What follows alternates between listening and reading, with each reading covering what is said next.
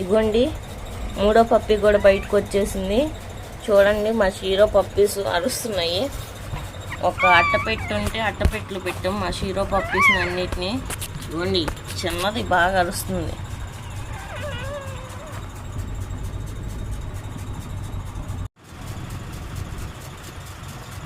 ఇంకోండి పిల్ల ఇంకోటి 4వ పిల్ల బయటికి తెస్తున్నాం.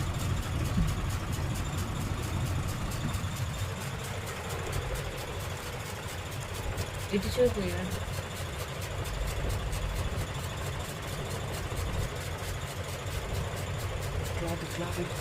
క్లాత్ కొన్ని వెనకాల ఉన్నాయి.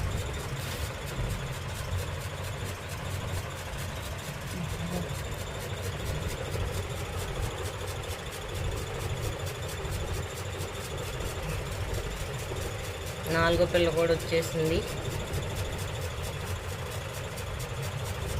ముక్కులు బయటికి రాగానే ఇగోండి ఇలా ముక్కులు ఒళ్ళు నీట్గా క్లీన్ చేసుకోవాలంట, లేకపోతే వాటర్ లోపలికి వెళ్ళిపోయి బేబీకి ప్రాబ్లమ్స్ వచ్చే అవకాశం ఉంది.